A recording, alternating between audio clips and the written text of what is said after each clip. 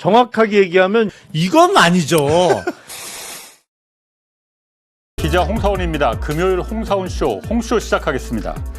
오늘 김용남 전 의원, 신인규 변호사, 삼형제 조합 금요일 모였습니다. 안녕하세요. 네, 안녕하세요. 네, 안녕하세요. 네. 뭐 주말부터 이제 날 추워진다고 그러더라고요. 아니 그러니까 비 오고 지금 비가 살짝 내리더라고요, 벌써. 그래요? 그래서 초겨울 날씨 된다고 그러던데. 좀 추워져야 돼 그런데.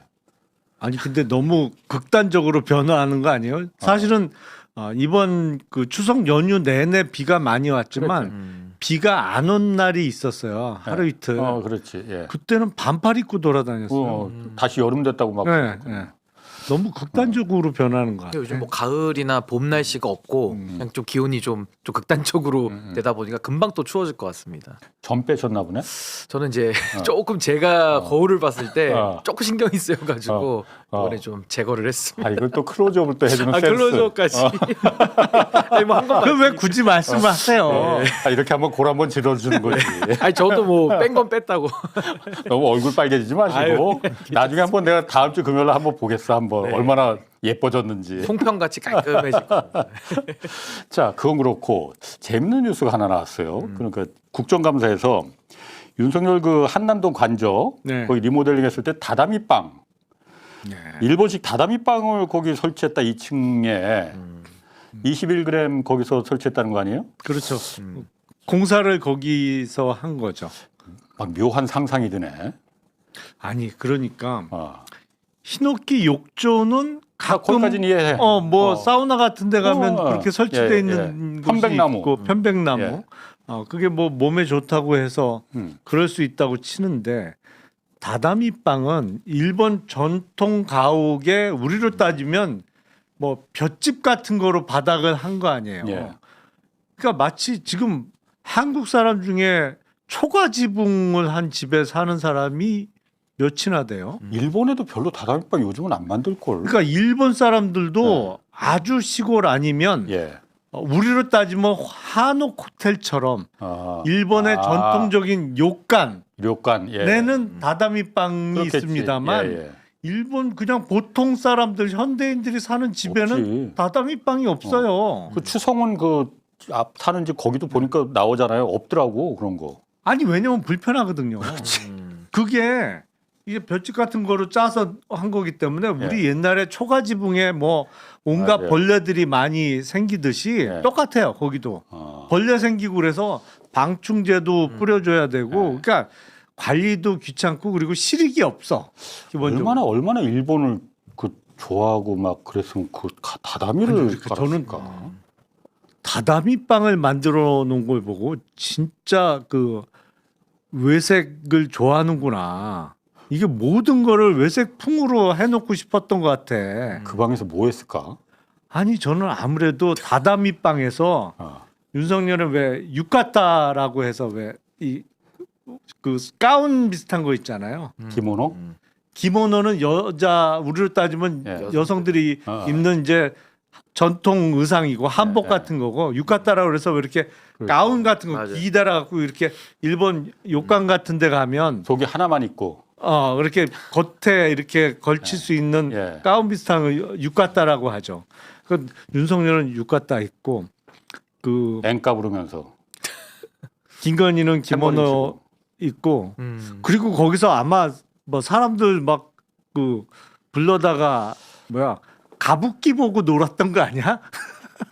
그러니까 그 묘 하나였던 상상을 불러일으켜. 아니 근데 그렇게 일본을 좋아했던 건 또 사실이니까 뭐 일본에 대한 모든 민원 다 우리가 그때 윤석열 정권 때 다 들어주지 않았습니까? 그렇지. 그러니까 그런 상황에서 이런 뭐 다다미방 나오지 지금 히노키탕 얘기 나오니까 참 기가 막히는 거고 너무나도 이상한 정황들이 많아요. 지금 이제 좀 잊혀졌습니다만은 뭐 물도 그렇게 몇만 톤씩 이렇게 몇백 톤씩 그때 쓰고 도대체 어디다 썼냐 그런 것처럼 또 지금 일본과 관련된 이런 여러 가지 시설들 설치물들이 나오니까 하여튼 정말 이상한 정신 세계를 갖고 있었던 건 맞는 것 같습니다. 진짜 묘한 사람들이야. 진짜 희한해요.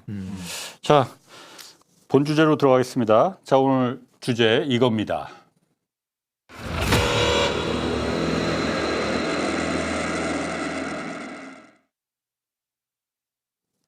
그 이재명 파기환송 결정 당시 그 7만 페이지 넘는 그 사건 기록 이게 그러니까 국정감사에서 그 이슈가 지금 나왔어요. 종이 기록으로 검토하지 않았다면 이거 불법이고 선거 자체가 무효다. 종이 기록이 원래는 그 유효한 합법적인 유효한 그거라면서요. 이게 그러니까- 스캔해서 보면 안 된다면서. 그러니까 예. 지금 민사 소송은 전자 소송화가 되어 됐다. 있습니다. 예. 그래서 스캔한 뭐 PDF 파일을 보고 그 옛날에 이 기록 복사 변호인들이 왜 예. 기록 복사를 해와야 되잖아요. 민사 소송은 그렇게 그 가서 프린트를 해오는 게 아니고 그 파일을 다운 받아요. 예. 대법원 사이트에 들어가서 예. 전자 기록을 다운 받아서 그거로 소송을 진행을 해요. 근데 형사 사건의 경우에는 금년 10월 10일 며칠 전이죠. 예. 때부터 형사사법 절차에 관한 전자문서화법이 이제 시행이 됐어요. 그래서 이번 달 그때부터는 10일부터 가능해졌어요. 그러니까 그때는 이재명 때는 안 됐다 이거죠. 그러니까. 안 됐죠. 그럼 이게 진짜 무효고 불법이다 이렇게 갈 수가 있는 거예요? 그러니까 이제 당연히 위법에 대해서 법에 근거 없이 한 거니까 예. 당연히 위법성 지적이 가능하고 무엇보다 더 심각한 문제는요. 전원합의체로 끌어간 과정 자체가 물론 그렇죠. 일단은 의심이 예. 되는 것이고 소송 인계 서류를 작성하게 돼 있습니다. 예. 그 대법원 규칙에 나와 있는데 4월 22일자로 올라갔다라고 분명히 나와 있어요. 그렇죠. 근데 옆에다가 이제 수기로 뭐 이미 위에 올려놨습니다. 이런 게 또 가필이 되어 있으면서 예. 갑자기 이제 천대엽 처장의 변명이 이제 진술이 바뀌죠. 한 달 전부터 봤다. 네, 갑자기 3월 28일부터 봤다 하더니 그러니까. 또 그 다음 날에는 31일날 또 연구관들에게 또 기록이 갔다. 그러니까. 그러면 그 기록이 갔다라는 것은 배당이 되지도 않았는데. 배당은 4월 22일. 그렇죠. 그리고 이제 그 전에는 관리재판부라고 해서 예. 배당을 위해서 대법관 그 연구관 부가 있어요. 예. 그래서 관리재판부에서 보고 뭐 형식적인 요건들 검토를 한 다음에 예. 배당을 하는데 소부에 그 전에 그러면 이거 누군가가 봤다는 얘기가 되기 때문에 예. 이 부분을 국감에서도 집요하게 물어봤는데 재판사무국장 대법원에 아무 말을 못 합니다. 그냥 어버버버 하면서 절차, 일반론적인 절차조차도 설명을 못 해요. 예. 왜냐면 일반적으로 안 했기 때문에. 그러니까 이런 것들이 그럼 도대체 누구의 지시로 소송 기록 인계서도 쓰지 않고 아니면 허위로 쓰면서까지 기록을 먼저 봤다는 얘기냐. 그럼 여기에 대해서는 반드시 대법원이 이건 해명을 해야 되는 것이고 누구의 지시에 의한 예. 것인지 그리고 천대엽 처장의 거짓말 논란은 여전히 남는 그 의혹이 될 것 같습니다. 그러니까 일단 그 종이 기록 먼저 그게 지금 새로 지금 쟁점이 되는 문제니까 그거부터 보면 일단 천대엽 법원행정처 처장도 국감에서 그 얘기는 했어요. 그 종이 기록 이게 스캔한 거는 유효하지 않다. 그 얘기했거든요. 그 얘기 먼저 좀 잠깐 들어보시죠.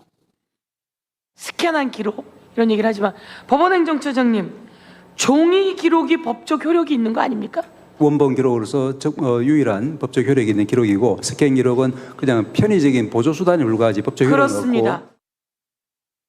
그러니까 대법원에서 저 부분은 인정을 하는 거란 말이에요. 그러니까 원래는 종이 기록으로 보는 게 그 유용한 거고 왜냐하면 천대엽 처장이 스캔으로 다 봤다고 했거든 처음에는. 그렇죠. 근데 그게 지금 딱 그걸 들고 나오니까 원래 종이 10월 10일부터 그게 법적으로 유효한 건데 그 전까지는 어쨌든 이 판결이 정당하게 보이는 행위 자체도 정당하게 보이는 것도 매우 중요하니까 어긴 거 아니냐. 그럼 이거 무효고 불법이고 무효 아니냐. 지금 이 주장이 나오는 거란 말이야. 그러니까 그 종이 기록이 원칙이고 유효한 증거 기록이라는 얘기는 또 다른 측면에서 보면 그동안 PDF 파일을 보고 한 거다. 예. 그러니까 민주당에서 그러면 그 PDF 파일 전자문서화된 거를 봤다는 로그 기록을 제출하라고 그랬잖아요. 그렇죠. 근데 그거는 진짜 기록- 봤다면. 근데 로그 기록을 못 내놔. 그러니까. 그러니까 그런 진짜 봤으면 왜 못 내놓겠어. 그러니까 한쪽에서 막히니까 아니 그게 중요한 게 아니고 스캔한 거 받느냐 안 받느냐가 중요한 게 아니고 법적 효력을 갖는 유일한 증거 서류, 예.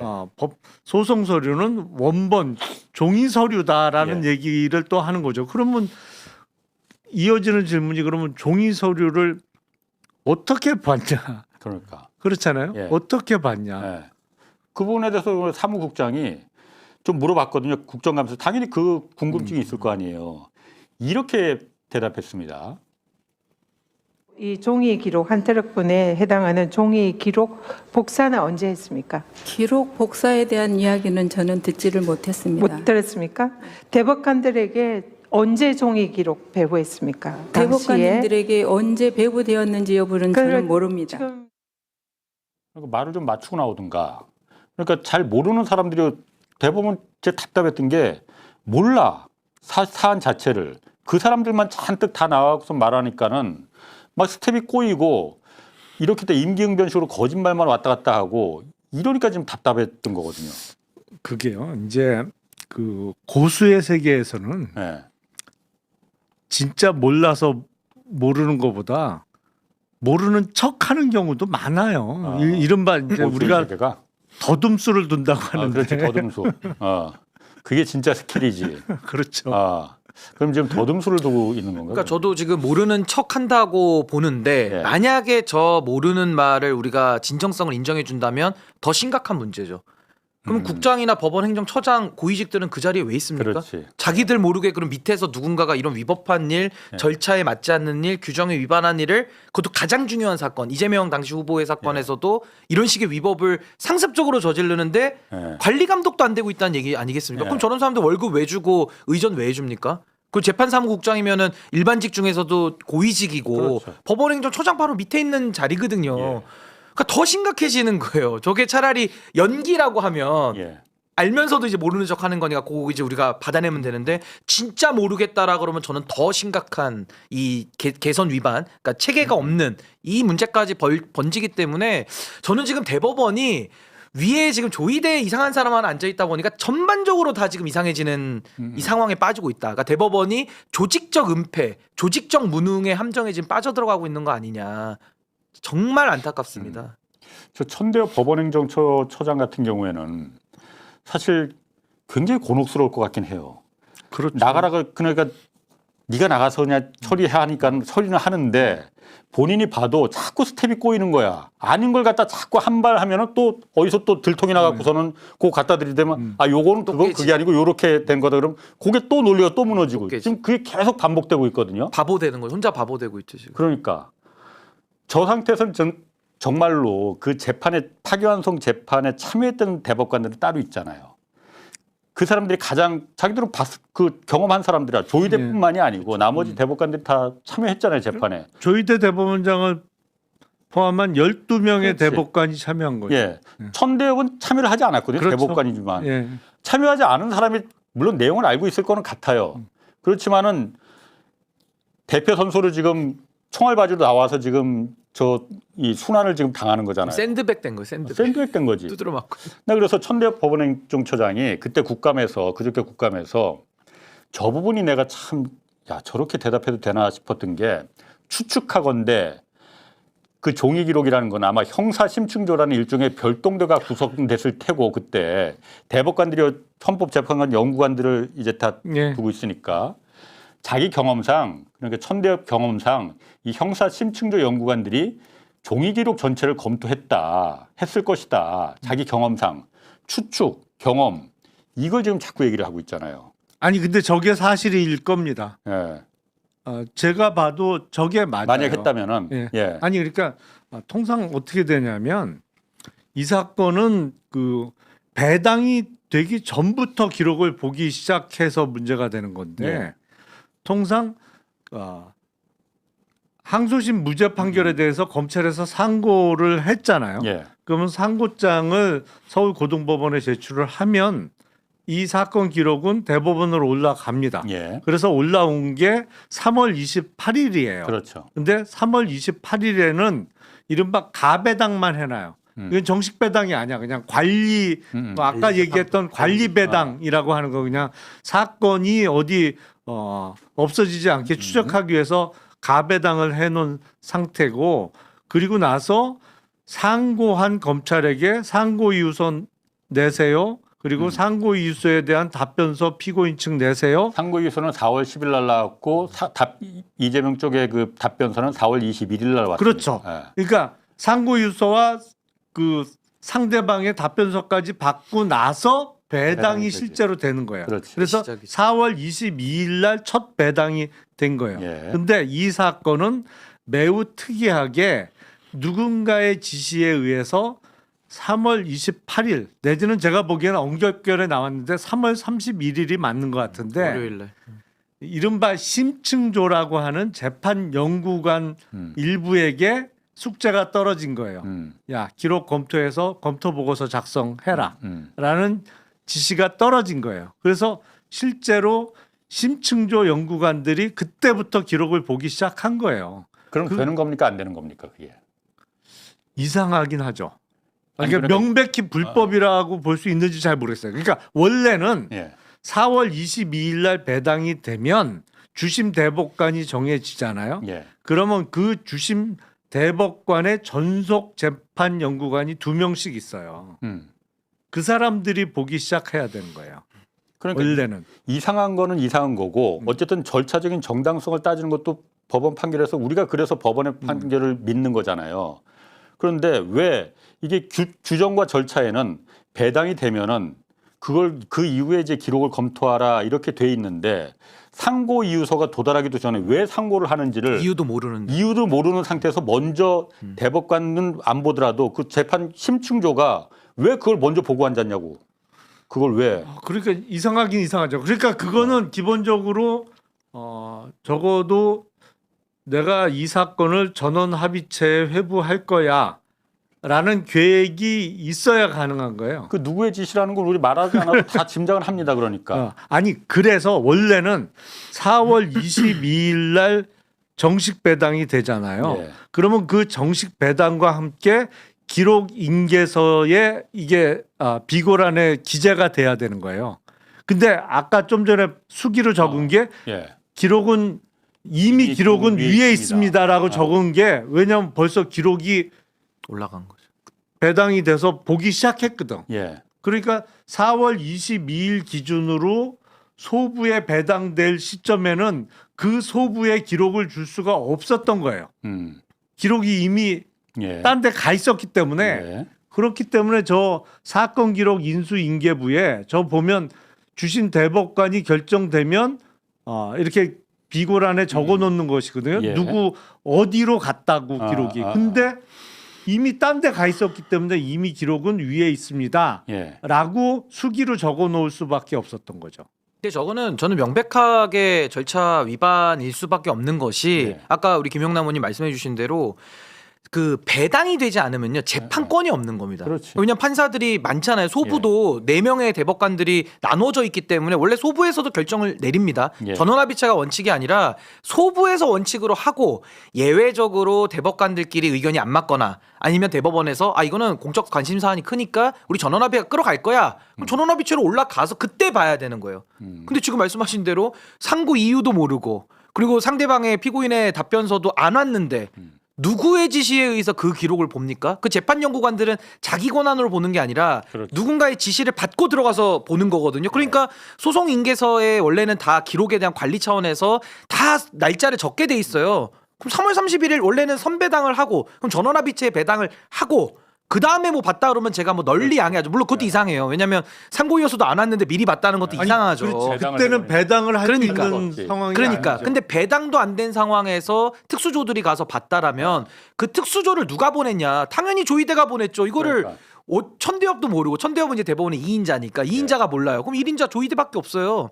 그러니까 조이대의 지시를 받은 특수조들이 가서 본 거 자체가 이거 위법이다. 명백한 위법이다. 천대엽 행정처장 이 주장으로는 어차피 전원 합의체로 회부될 거라서 그냥 3월 28일부터 봤다. 어차피 갈 거라서 원래는 나중에 4월 22일부터 봐야 되는 게 맞지만은 어차피 전원 합의체로다가 배당이 될 거니까 그래서 미리 중대한 사건이니까 먼저 봤다. 아유, 그건 큰일 날 소리죠. 그러니까, 아니 그럼 법원이 그러니까. 아무리 전원합의체로 뭐 갈 건데 그럼 가라 이겁니다. 예. 가면 4월 22일 날 소부에서 바로 끌어갔잖아요. 예. 그때부터 봐야죠. 기록을 어떻게 그 전에 봅니까? 그러니까 원래 그렇죠. 권한이 없이 어떻게 봐요? 너무 이상한 거. 그리고 저 그 사건 인수인계부 그거에서도 저 부분에서도 수기 부분 있지 않습니까? 이미 기록은 위에 있습니다. 저게 약간 이상한 게 이런 분석, 이런 추론도 있어요. 천대엽 처장이 저걸 근거로 해서 3월 28일부터 충분히 봤다. 한 달이니까 뭐 하여튼 봤다. 네. 한 달도 뭐 충분한 건 아니지만 어쨌든 이틀 만에 결정 내린 건 아니다. 이 얘기를 주장하잖아요. 저게 그걸 말해주는 거다라고 하잖아요. 네. 저 이미 기록은 위에 있습니다 하고 저렇게 수기로 손가락으로 다 썼는데 네. 누가 공문서면 누가 썼는지를 갖다가 옆에 기록하는 게 원래 그런 거 아니에요? 그런 게 없단 말이에요. 저 글씨를 누가 썼는지가 지금 규명이 안 되고 있어. 그래서 일각에서는 그 알리바이를 맞추기 위해서 나중에 쓴 거 아니냐 저거.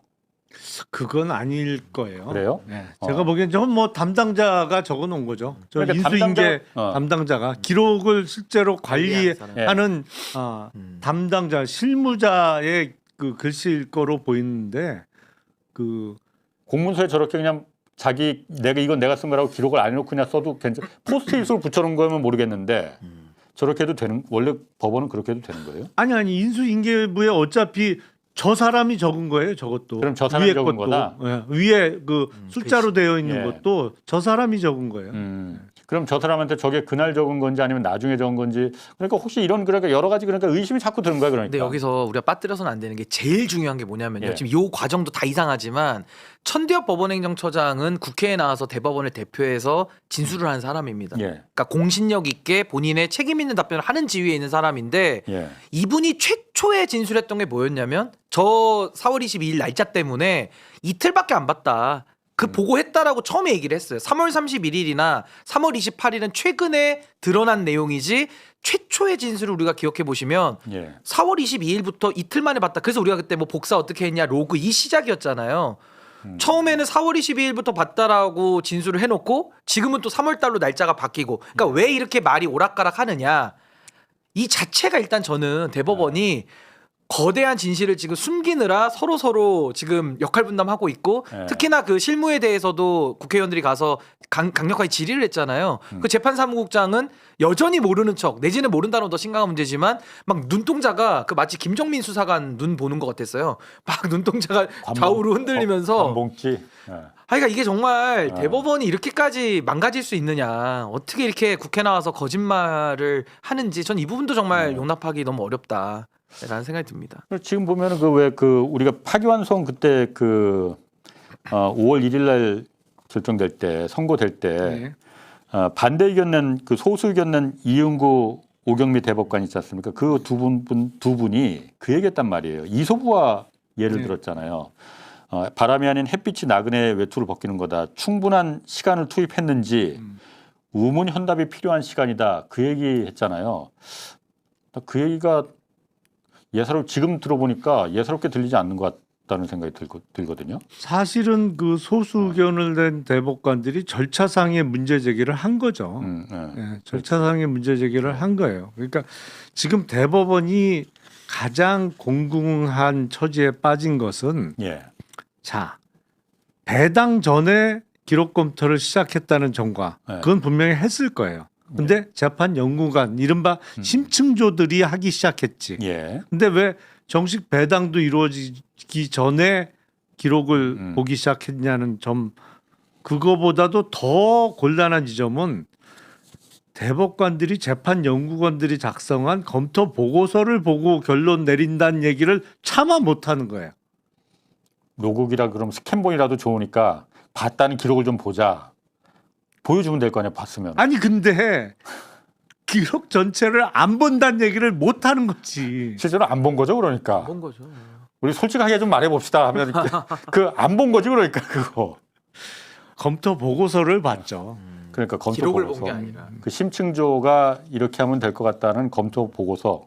기록 검토 보고서를 본 거죠. 근데 거기에 대해서 조희대 대법원장이 저는 이제 미루어 짐작건데 네. 지시를 줬을 겁니다. 유죄 취지로 검토해 보라고 했을 겁니다. 제가 볼 때. 아니 무죄면요 이런 무리수를 둘 필요가 없어요.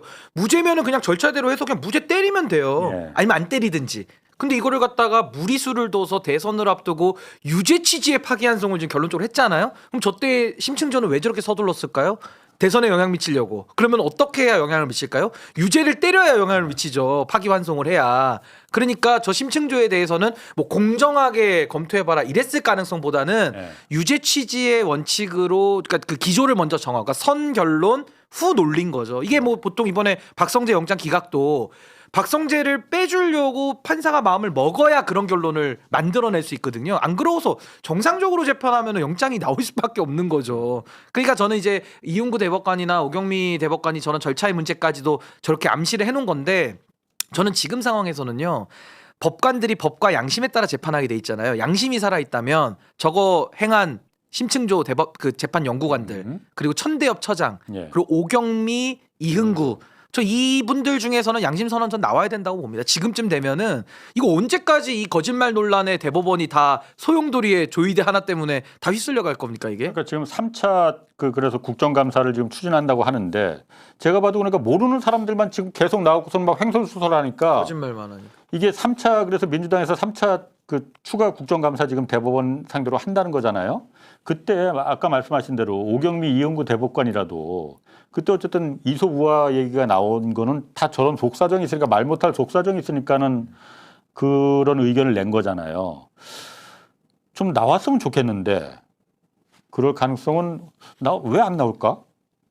아니 일단 그 대법관들은 법관 재판부의 그 합의에 그 관여한 판사들이 그 합의 과정에 있었던 일을 외부에 발설할 수가 없어요. 기본적으로 그 합의에 뭐 일종의 비밀 합의 약속. 그렇죠. 그거는 뭐 합의 과정에서 어떠한 일이 있었는지는 외부 발설을 못 하고 그것 발설하는 것 자체가 그 법관에 대한 징계 사유인 건 맞습니다. 그렇구나. 네, 그렇기 때문에 그거는 대법관들이 출석도 안 하겠지만 출석하에도 소수 의견을 낸 두 대법관도 그와 관련한 어떤 답변을 내놓지는 않을 거예요. 근데 이제 그 부분이 저는 조금은 생각이 다른 게 이게 무슨 합의의 과정에 이르는 평결의 그 내용들에 대해서 우리가 지금 묻는 게 아니라 이 절차의 위반을 지금 우리는 따지고 있잖아요. 그러니까 예를 들면 기록이라는 것이 배당도 되기 전에 지금 검토가 되는 이런 위법 사항들이 대법원 안에서 이루어졌는데 대법원의 구성원들이 다 이걸 침묵하고 있다? 그럼 공범 아닌가요? 다 침묵을 한다면, 그러니까 조이대가 단독 범행이라고 하더라도 여기서부터 아는 사람이 침묵을 하기 시작하면은 저는 그때부터는 가담자의 지위로 갈 수밖에 없다, 부득이하게. 저 그 생각이 들어서 저는 대법관들도 이런 중차대한 문제에는 용기를 내는 것이 저는 오히려 사법부를 구출하는 유일한 길이라고 보고 이게 뭐 덮어질 수는 없을 것 같아요. 그리고 국회에서는 뭐 덮어져서도 안 되죠. 덮어질 수도 없고요. 근데 3차 국감을 저렇게 한다고 하는데 저는 이거 지금 국정감사만 가지고는 전 어렵다고 보고 전 의원실 국회의장이 나서서 저는 이건 국정조사를 한번 제대로 한번 해야 될 것 같다. 이거는 이대로 넘어갈 수도 없는 거고 대한민국의 삼권 분립의 한 축인 대법원이 가장 중요하고 가장 언론의 주목을 받는 사건을 이런 식의 위법과 불법적인 절차로 결론을 내린다고 한다면요. 그냥 우리 일반 사건들 남이 들여다보지도 않고 언론에서 감시 감독도 안 하는 사건들 제대로 할까요? 저는 정말 이 심각성을 좀 우리가 인지해야 된다라는 생각이 듭니다. 오늘 그 조국 혁신당에서 조희대 대법원장 탄핵 소추안 그 공개한다고 했죠. 그 공개가 지금 됐는지 안 됐는지 모르겠는데 오늘 공개한다고 했는데 이게 조희대 대법원장 탄핵이 헌재에서 인용될 가능성 뭐 우리가 그냥 상식적으로 봤을 때는 문제가 있다고 생각되는데 어쨌든 같은 팔은 안으로 굽는다고 헌법재판소도 같은 판사고 그래서 이게 쉽지는 않겠다라는 생각은 드는데 어떻게 보십니까? 지금 상태에서는 탄핵이 인용 안 될 가능성이 높죠. 왜냐하면 사실관계 확인된 게 없잖아요. 그렇지. 예. 그러니까 이상하다. 뭐 기록은 3월 28일 날 올라가고 4월 22일 날 배당이 됐는데 4월 24일 최종 합의가 이루어졌고 5월 1일 선고가 이루어졌다. 이게 절차적으로 가능하냐? 이상하다까지는 나오는데 헌재에서 그렇죠. 그 헌법과 법률의 중대한 위배 사유라서 당신 파면한다라고 적을 중대한 사유의 구체적인 내용을 적을 수가 없잖아요.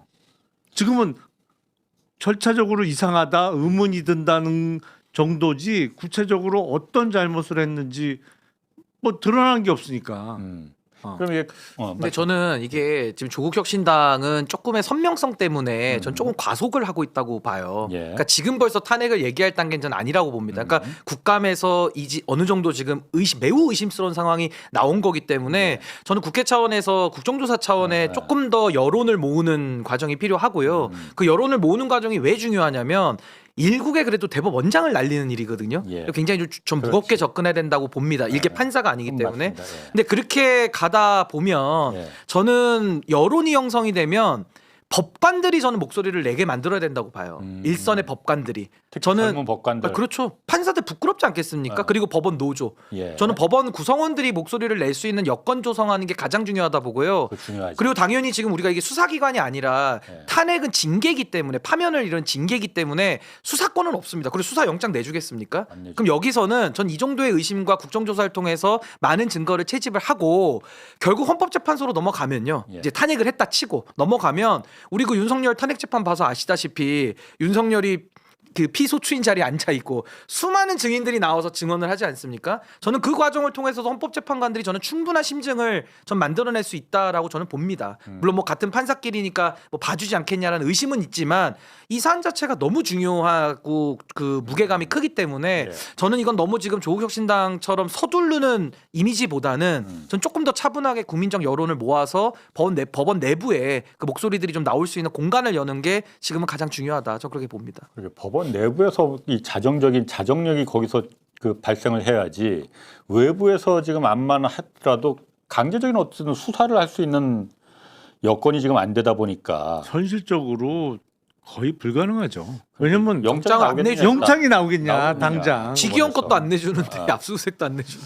그러니까 법원 내부에서 이 판사 젊은 판사들 그리고 법원 노조 여기서 좀 거기서 나와요. 자체적으로 우리가 살려면은 우리가 스스로 먼저 우리 치부를 밝혀야 된다. 이게 안에서부터 먼저 좀 이 동력이 좀 생겨야 더 좋은 건 저 상황을 지금 알고 있는 사람들. 예. 그 사람들이 나와줄 수 있으면 더 좋죠. 그렇지. 예. 그게 핵심이라고 저는 봅니다.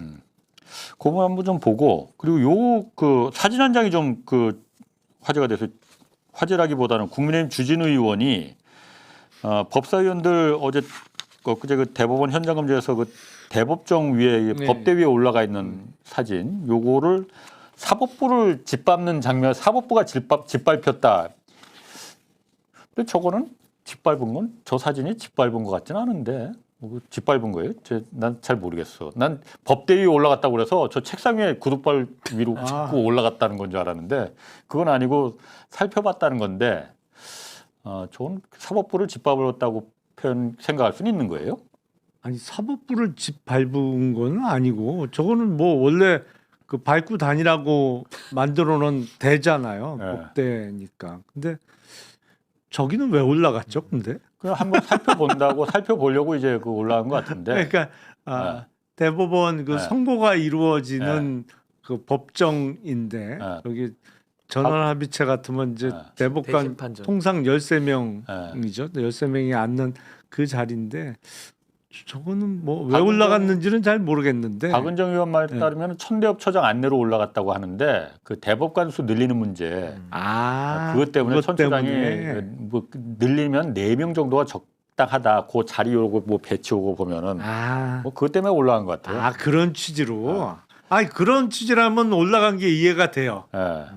근데 저걸 짓밟았다고 표현하는 건 난 그런데 저 말이 안 되는 의자 것 같은데. 의자가 저렇게 큰가 나 지금 보니까 거의 사람 키 비슷비슷하잖아요. 아니 그러니까 앉으면 머리 위로 한참 올라가죠. 이 권위를 보여주는 그렇죠. 거죠. 일종의 권위를 권위를 보여주는 자신들. 거죠. 근데 그 권위를 가지고 저런 식의 재판을 웃기는 짬뽕처럼 해버리면은 이 국민들이 가만히 놔둘 수 없고 저는 주진우 의원한테 한 말씀만 하자면은 예. 뭐 사법부를 짓밟았다 말 같지도 않은 지금 얘기를 하고 있는 건데 예.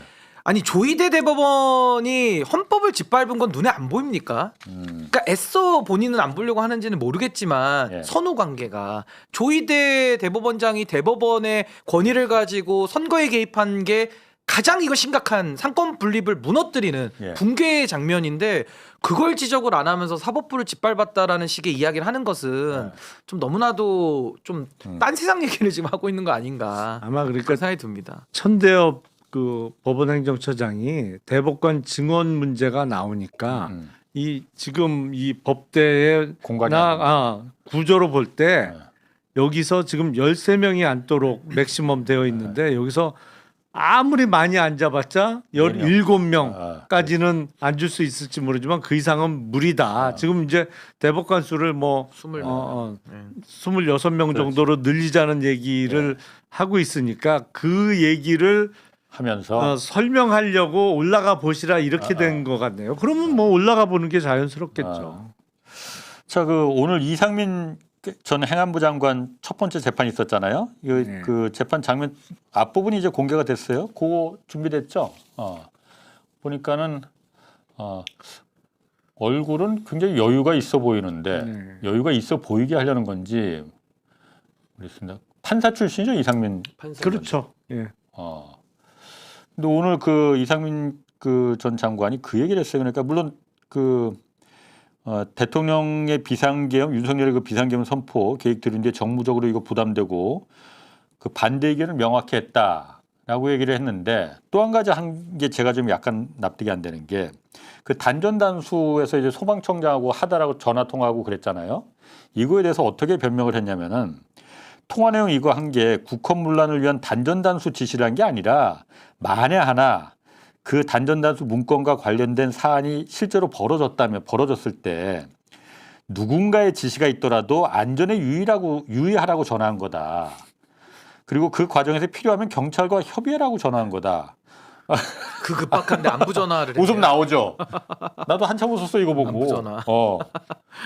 아니 이 변명이 이게 먹힐 거라고 재판에서 이렇게 말한 거. 그러니까 이상민 전 장관은 네. 판사 출신이고 법조 생활을 오래 했어요. 네. 그러니까 어떻게 돌아갈지 알아요. 그런데 본인에 대해서 불리한 증언이 나올 거예요. 이제 재판 시작됐으니까 증인 출석하면 예를 들어서 이상민 소방청장도 나올 그렇죠. 거야. 이상민 장관으로부터 전화 받은 사람이 나와서 증언을 할 거 아니에요. 예. 그러면 그때 단전 단수 지시 받았냐? 예, 받았습니다. 이상민 당시 행안부 장관이 뭐 언제 전화하더니 단전 단수 뭐 당연히 하겠지. 하라고 했다. 예. 어느 그 경찰의 요청이 오면이라든지 뭐 예. 그런 증언을 할 거 아니에요.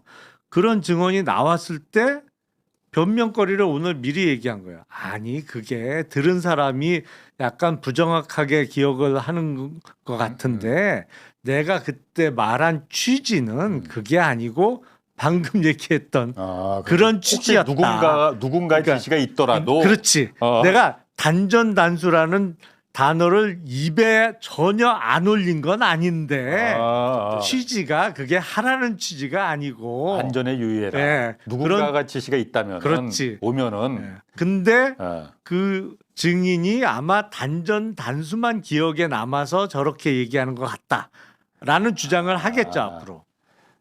그럼 그게 그러면 소방청장한테 다 뒤집어 씌울 소방청장도 그러니까 잘못 오버해서 알아들었다 이렇게 지금 오해가 있었다. 그렇죠. 예. 알리바이를 짜는. 내 말의 취지를 오해했다. 그럼 재판에서 그런 게 먹혀요? 그건 재판해봐야 알죠. 하여튼 아니, 근데 다른 어떤 객관적인 증거가 있을 수 말 같은 소리여야 믿어주는 거고 들어봐도 누가 봐도 이상하면 판사도 당연히 못 믿어주는 거죠. 이상민 장관은 그런데 말 같지 않은 소리 또 한 거 있어. 그 대통령실에서 문구 보고 파한대소 하면서 웃은 거 있었잖아. 한덕수랑 끝까지 남았었잖아. 가장 최후까지 남아서 서류 16분간을 보고 파한대소 하면서 나왔잖아요. 그거 왜 웃었는지 그것도 이유를 댔잖아. 김장 울산에서 김장 갔다 온 거 그 문건 보면서 서로 웃은 거다. 그 김장 문건은 아니었잖아요. 그 문건이. 그 문건이 뭔지는 안 보이니까 그거 왜 우선 계엄 문건이 아니고 그날 낮에 울산에서 김장 행사했다가 그거 갔다가 온 거잖아요. 예. 그거 한덕수하고 얘기하면서 웃은 거다. 이렇게 변명. 저 계엄 선언하는데 김장 문건을 본다고요? 그러니까 그 되도 않는 변명을. 요건에도 전혀 맞지 않는 불법적인 비상계엄이 선포가 돼서 지금 난리가 났는데 하느냐, 김장 얘기하면서 웃었다고? 그러니까 하여튼 그런 급하면 이제 그런 말도 안 되는 이제 뭐 임기응변이 나올 것 같은데 어느 정도 그래도 좀 시간이 먹히는 근데 거예요. 이상민 얘기는 우리가 믿어줄 수가 없는 게 저 CCTV 나오기 전까지도 또 거짓말을 했잖아요. 그러니까 항상 이상민은 거짓말 들통나면 그렇지. 또 변명하고 거짓말하고 들통나면 변명하고 맞아. 이 알고리즘이기 때문에 맞아. 이상민의 말은 전 믿을 값어치는 없다고 봅니다. 그래서 그 변명도 거짓일 가능성이 높다는 거고 저는요 그 단전단수 뭐 알리바이 짜고 본인이 해명 변명 비슷하게 하는데 아니 그러면 통상 업무고 다 정당하면요 뭐 그것도 이상하지만 그렇게 휴대폰으로 왜 바꿉니까? 그게 일단 이상하고 또 박성재 장관도 그 3,600명 그 교도본부장 보고서 삭제했다는 거 아니에요? 그런 거 왜 삭제합니까? 통상 업무고 당당한데. 그러니까 이게 국무위원들의 행동들이 다 거짓말하지 받으면은 없애지 휴대폰 바꾸지. 장난하는 것도 아니고요. 그 일반 피고인에 대해서 우리가 적용하는 기준이 있잖아요. 어떻게 본인들은 판검사 지내놨으면서 이런 식으로 자신들에게는 이 궤변까지 정당화하려고 하는지 정말 좀 기가 막힙니다. 저는 보면. 아니, 아까 그 박성재 영장 기각된 거 있잖아요. 박정호 판사가. 예. 박정호 판사. 그런데 박성재 법무부 장관 같은 경우에는 다른 무엇보다도 그 교정본부장이 3,600명 이거 수용할 수 있다. 지금 공간이 남아 있다. 그걸 문서로 작성해서 보고를 한 거잖아, 핸드폰으로. 그걸 그리고 또 나중에 지워버렸잖아. 증거를 없애려고. 이건 너무 이것만 보면 완전히 빼박인데 이게 어쨌든 영장이 기각됐단 말이에요. 네. 특검에서 그래서 다시 재청구한다고 그러고 네. 말이 안 되니까 사실. 네. 일단 이게 박정호 영장 전담 부장판사의 독단적인 그런 어떤 자기의 신념에 따른 결정인지 아니면 법원에 지금 일련의 그 어쨌든 사법부 개혁이나 조희대 대법원장이 그 국정감사에 불려나고 이런 거에 대한 법원 차원의 조직적인 어떤 그 행동 지침 반발 어떤 거라고 보세요?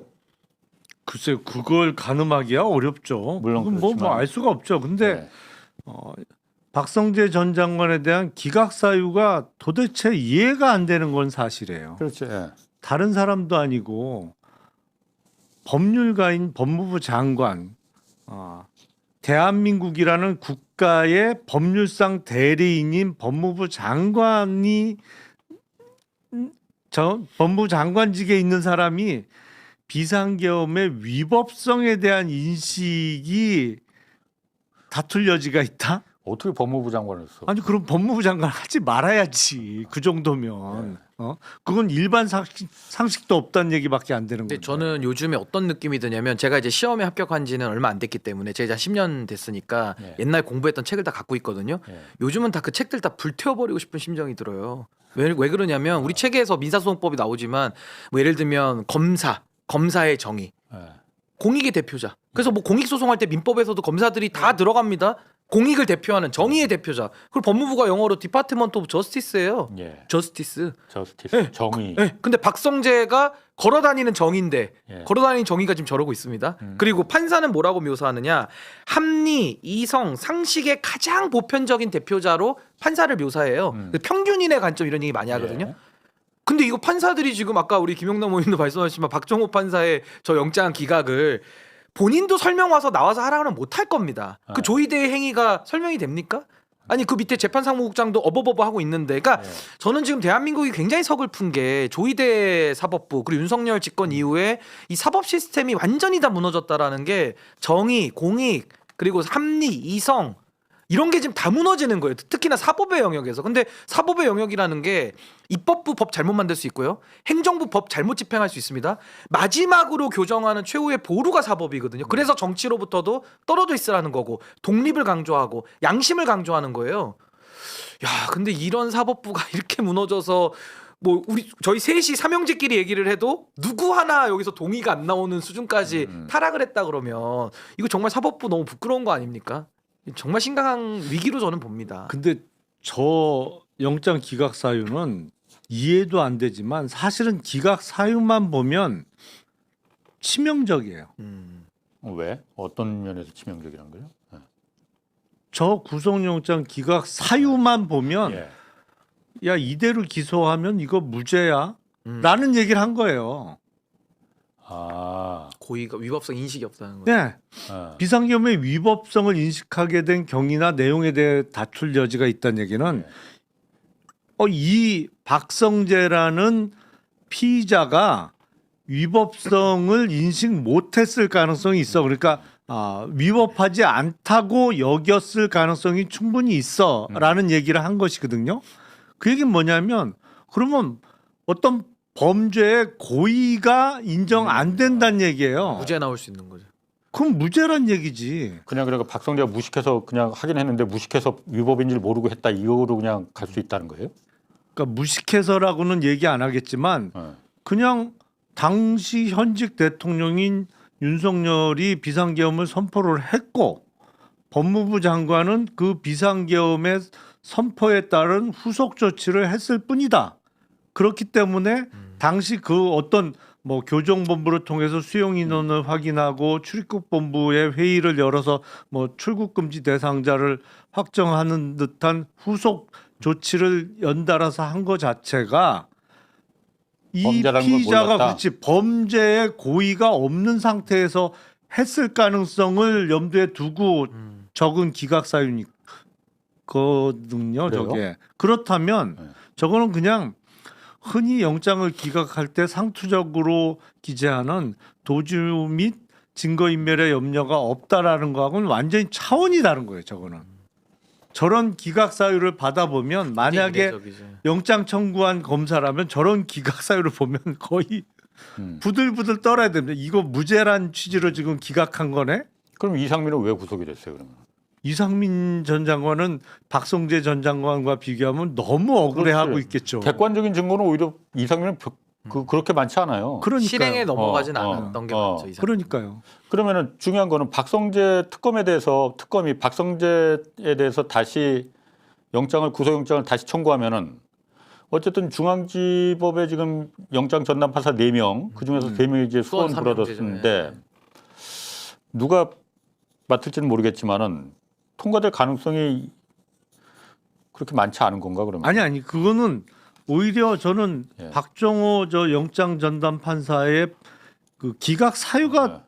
대단히 희한한 이상하기 거지. 때문에 예. 오히려 다른 사람이 보면 영장 발부가 될 가능성이 높다고 봐요. 근데 요새는 하도 이상한 일들이 많이 생기니까 예. 솔직히 자신은 없어요. 그 지금 특검이 되게 당황했을 텐데 재청구하면서 박성재와 윤석열의 그 42분 뭐 독대 뭐 이런 얘기까지 지금 더 추가해서 이제 영장을 한다는 예. 것은 말씀하신 대로 너무 황당한 지금 판사의 인식을 보고 야, 진짜 이런 것까지 그러면 더 내서 보강을 해야 되냐. 아마 지금 특검도 굉장히 좀 뚜껑이 열릴 수밖에 없는 상황일 것이고. 근데 저는 좀 걱정인 게 뭐냐면 이게 다 연관되는 게 조희대를 인사권자로 지금 앉혀놓은 상황에서는 판사들이 물론 그 수원 삼형제가 조희대가 뽑아왔다라는 우리가 의심을 또 하고 있는 건데 이 제대로 된 판단을 하겠느냐. 동료 판사가 지금 내린 결정도 있기 때문에 해서 예. 굉장히 좀 걱정이 많이 되고 그래서 더 중요한 것은 정말 국민들의 관심과 이 여론의 감시가 딴 생각을 못 하도록 좀 만들어야 된다. 이게 굉장히 좀 위기 상황인 겁니다. 지금 사실은 조희대 때문에 사실은. 그럼 뭐 그래서 지금 뭐 내란 전담 재판부 얘기도 다시 지금 나오고 있고 그런 부분인데 어쨌든 저 구속영장 재청구하는 걸 한번 좀 보고 근데 만약 저게 또 두 번째도 만약 기각이 되면은 그거 심각하죠. 사실 국민들이 그러면은 사법부에 대한 개혁 그 요구가 더 들불처럼 일어날 것 같기도 한데 그 전에 어떤 사건의 경우에는 영장을 4번 청구한 적도 있어요. 사실은 재청구했는데 기각된다고 해서 3번째 청구 못하라는 법은 없거든요. 그렇지. 법률에 그렇지, 그런 그건 내용은 없지. 없어요. 네. 우병우도 3번인가 해서 잡아넣었죠. 아 그랬었나요? 우병우도 뭐 하여튼 제 영장이 안 기억으로는 나와서. 제일 많이 영장 재청구하는 거 본 게 4번째까지 청구하는 거 본 적이 있어요. 그러니까 뭐 안 되면 삼세판이라고 할 그렇지. 수도 있긴 한데 근데 영장 전담 판사 4명이니까 네 번까지나 해서 다 해보면 되겠네. 사선 승제까지 했어. 그러네. 그래서 사전 사승. 그래서 4명을 갖다 놨나? 자, 그거 한번 보고 그 사실 국감에서 우리가 그 국팡 사건 담당했던 문지석 검사 감동받았잖아요. 사실 저는 정의로운 검사가 정말 있구나. 김용남 이후에도 있었구나. 나 그런 생각 들었는데 왜? 울지는 않았어요. 저는. 근데 어제 그 환노이 국감에서 그 아리셀 배터리 공장 그 화재 사건이 있었잖아요. 네. 여기서 이제 23명 노동자가 숨졌는데 아리셀 대표가 너무 과한형을 받았다 이 주장을 국회의원이 했단 말이에요. 나 이거 좀 약간 좀 이해가 좀 아득했는데 영상 한번 좀 보시죠. 얼마 전에 아리셀 그 배터리 공장 그분 1심에서 얼마 받은지 아십니까? 형량을? 15년도 피해자 입장에서는 약하다고. 징역 15년 받았죠. 네네. 징역 15년이면 폐가망신 아닙니까? 사람 목숨이 23분이나 돌아가셨습니다. 그게 과실치사지 않습니까? 과실치사 업무상과실 너무나도 안타까운 사고지만 네. 과실치사지 않습니까? 네. 사실은 그게 간첩 혐의보다 높게 받았어요. 간첩 혐의보다도 그게 지금 아리셀 이 업무상 과실치사가 높게 받았습니다. 어떻게 보셨어요? 근데 말 같지도 않은 저분도 변호사 출신인데 그러니까 변호사 출신이더라고. 좀 법에 대한 이해가 부족하거나 아니면 일부러 이제 저런다고 볼 수밖에 없는 건데 이게 지금 과실치사로 정리한 게 아니라 중대재해처벌 그렇죠. 때문에 그 법에 의해서 지금 재판을 하는 건데 고의성이 입증돼서 그래서 지금 중대재해처벌법으로 다 그러니까요. 과실치사가 아니죠. 그렇죠. 그거는. 그러니까 지금 과실치사 비교 아니야. 대상도 틀렸지만 거기다가 간첩이 왜 나옵니까? 그렇지. 아니 지금 23분이 돌아가신 이 사건에 대해서 간첩죄보다 형량이 높다고 저렇게 두 눈을 부라리면서 화를 내는 저 모습에 전 유족분들이 더 분노하시거나 상처를 입으실 것 같아요. 저 모습을 보시면. 그러니까 정말 그 사람의 목숨 알기를 뭘로 알면 저렇게 국회 나와서 진짜 똥인지 된장인지 구별도 못하는 저런 이야기를 하느냐. 그러니까 나 황당한 게 자기 목숨을 지가 알아서 챙겨야지 왜 사장님한테 이 책임을 물으려고 하는 거냐. 뉘앙스가 그거잖아요 지금. 그래도 되는 건 그건 아무리 이제 국회의원이 그래도 되는 그건 거예요. 논리적으로는 말이 안 되는 거고 예. 오늘 점심에 국회 앞을 지나가다 보니까 국민의힘 당사 앞에서 안 그래도 예. 저 아리셀 사건의 유가족들이 집회를 하고 계시던데 아니 근데 그러니까 특정 간첩 사건에서 9년 6개월이 선고됐다. 그런데 간첩 혐의로 간첩죄라는 죄명으로 사형을 선고받고 집행된 예도 많아요. 그러니까 저거는 논리 자체가 맞지 않아. 그러니까 앞뒤로 기본적으로. 아까 엄상 과실치사도 그렇고 간첩죄 형량도 그렇고 기본적인 사실관계를 모르는 사람이더라고 저 근데 사람. 변호사가 어떻게 저런 그러니까 아니 간첩죄로 사형 집행된 사람이 얼마나 많은데. 우리 과거에 보면 다 그냥 간첩죄죠. 뭐. 네. 바로 그냥 다음 그 옛날 동백님 뭐 이 사건도 그렇고 뭐 다. 역당 사건. 법률적으로도 그렇고 이 논리적으로도 참 맞지 않는 얘기를 했어요. 어쨌든 우재준 의원이 그렇게 변명을 했어요. 그러니까 이게 참사를 폄하하거나 비하하려는 의도 전혀 없었고 이재명 정부 들어서 이 사업주에 대한 처벌이 너무 강화되는 현상을 지적하려 한 거다.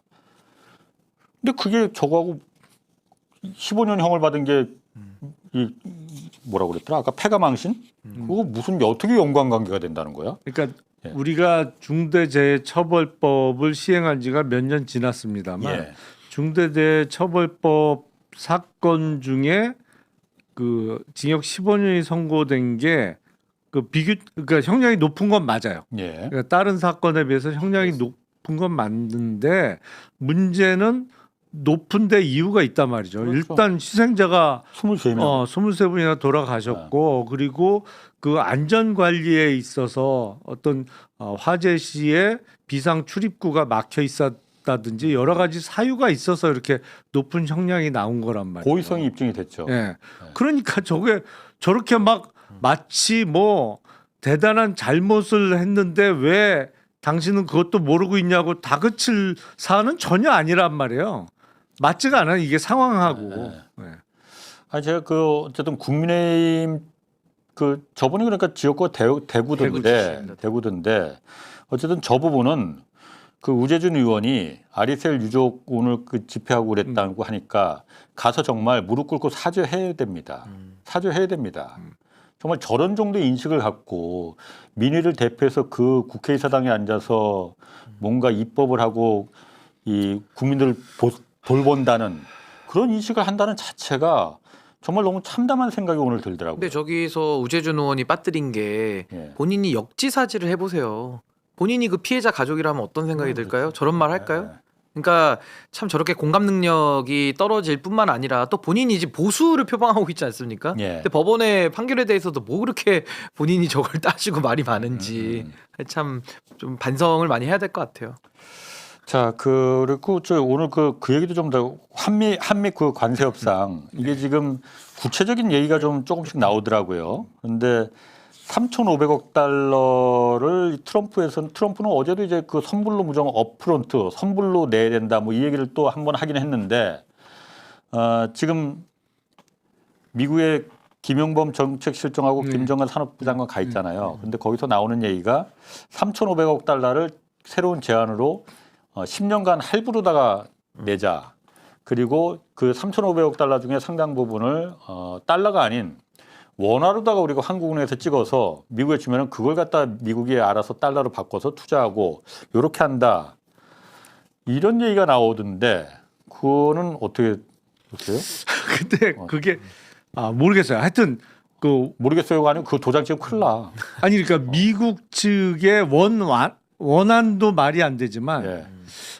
트럼프 대통령이 지금 중요시하는 거는 자기 임기 내에 치적으로 내세우기 위해서 일본도 그렇고 뭐 우리나라도 그렇고 자기 임기가 끝나기 전인 2029년 1월 이내에 다 넣으라는 건데 저게 협상이 가능할까라는 좀 의문이 들고 우리가 달러가 외환보유고가 지금 4천억 불 조금 넘잖아요. 예. 4,100억 불에서 왔다 갔다 하고 있는데 3,500억 불을 만들 수 없으니 그러면 원화로 우리는 갖다 줄게. 500조 원을.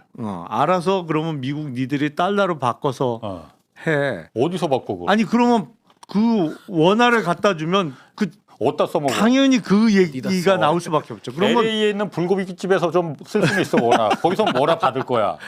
불고기를 500조 원을 먹을 수는 없지. 그러면 예.